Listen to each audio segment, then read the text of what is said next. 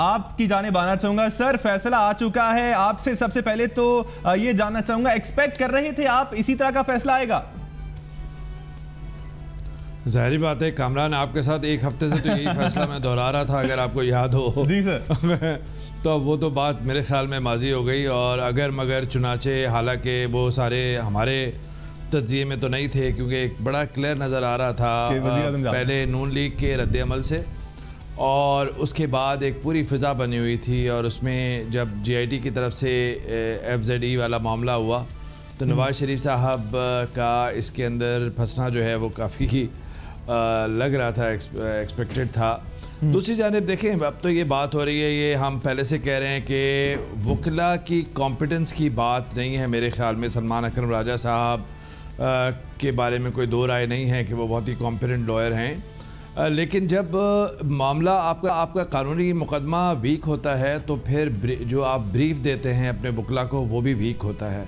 तो मेरे ख्याल में चूँकि हम एक्सपर्ट नहीं हैं, लेकिन जो हमने इसको फॉलो किया तो वीक नज़र आया, और बड़ी दिफाई हिकमत अपनी नज़र आई अदालत के कमरे के अंदर, और कमरे के बाहर जो है बहुत ही ज़्यादा सियासी गंद फैलाने का जो कारोबार था नून लीग की जानिब से भी और PTI के जानिब से भी, तो वो एक नई एक सियासी जो जहद कायम हुई, जो जिसके अंदर मिसाल आप देखें कि रोज़ाना केस जीतते थे, रोज़ाना केस हारते थे, और शिकस्त और जीत के दावे होते थे, जो मेरे ख्याल में इंतहाई गलत। अब बात ये कि देखें, अब तो एक नाअहल करार दिया है, 62(1)(f) जो है इस पर अप्लाई किया है, जिसके तहत फॉर लाइफ होता है। जी जी। क्योंकि लेडी साहब का एक शायद केस है जो पहले जो प्रेसिडेंस है, और उसके अंदर सुप्रीम कोर्ट ने जो है इसको डिफ़ाइन किया। बात यह है कि आपने अमीन और सादिक जो अप्लाई किया है, मैं समझता हूँ कि बात आगे होनी चाहिए।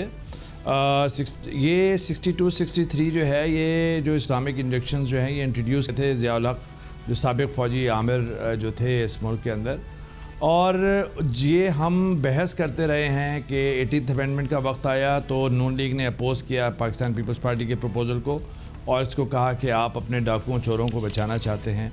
अमीन सादिक आज वो उनके सामने ही आई। इसी तरह हमने देखा कि GIT के अंदर ISI-MI के ऑफिशियल जो बैठे, वो भी अगर आपको याद हो तो 97 के अंदर एंटी टेररिज्म एक्ट इन्होंने इंट्रोड्यूस किया था, और उसके अंदर मनी लॉन्ड्रिंग की क्लॉज डाली थी कि मनी लॉन्ड्रिंग भी एंटी टेररिज्म जो एक्ट है उस पर अप्लाई होता है। वही उसी के तहत वो ISI वगैरह के ऑफिशियल जो है GIT में बैठे, जो नहीं बैठने चाहिए थे हमारी नज़र में।